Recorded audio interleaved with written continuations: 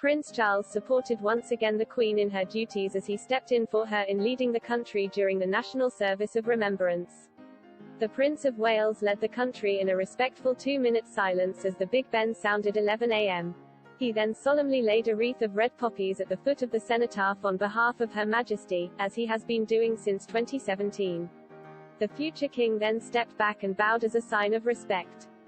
Shortly after, he returned to the base of the cenotaph to lay his own wreath of poppies as the Prince of Wales. His eldest son and heir, Prince William, followed through and added another wreath at the cenotaph on behalf of his generation to remember those who lost their lives in recent conflict. Father and son weren't the only royals laying wreaths this morning, with the Earl of Wessex and Princess Royal also paying their respect to the fallen.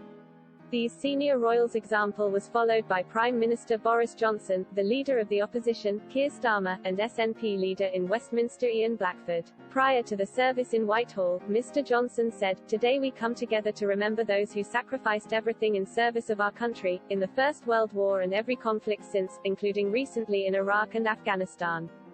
It's a sacred ceremony that has endured for more than a century because we know the unpayable debt we owe those brave servicemen and women. We know that for our tomorrow they gave their, and we know that here at home and around the world, thousands of men and women in uniform still stand ready to defend our unity and our way of life, our values, and at a cost few among us would be willing to pay.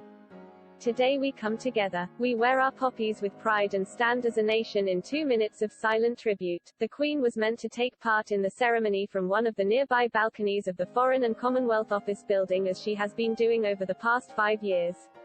However, Buckingham Palace announced earlier this morning the Queen was pulling out of the commemorations with deep regret. The statement read, "The Queen, having sprained her back, has decided this morning with great regret that she will not be able to attend today's Remembrance Sunday service at the cenotaph. Her Majesty is disappointed that she will miss the service." A source at the palace added the Queen is deeply disappointed to be missing today's service, as she regards this appointment at the cenotaph as one of the most significant engagements of the year.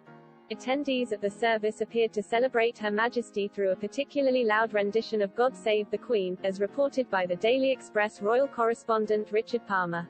He tweeted from the cenotaph, "A particularly loud rendition of God Save the Queen from the crowd there, I felt, as the nation's thoughts turned to the health of the 95-year-old monarch. Some of the service personnel in attendance wished the Queen." Lance Corporal May Percival said, "My heart goes out to her and her family. I wish her well and the best." RAF Nurse Officer Stephen Andor said, "I wish her well. The Queen has very strong links to the She is the head of the armed forces. I think that every single member of the military wishes her well." Royal Navy Petty Officer Ben Shred, of the Combat Camera Team, said, "It would be nice if the boss was here. Shush is the head of the armed services. I don't know if she has ever missed the Remembrance Parade before. So, if there is a reason she is not here, it must be a very serious one. We all wish her well." This comes after the Queen was advised by her doctors to take a period of rest and only carry out light desk duty. Since October 20th, she has missed a few in-person important appointments in the royal diary, including the evening reception at COP26 and the Festival of Remembrance.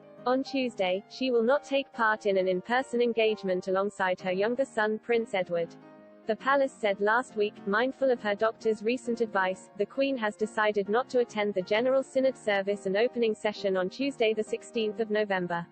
While today's announcement will surely leave many royal watchers concerned, the Queen appeared in high spirits over the last weekend, when she was seen on multiple occasions being driven around her estate. More to follow.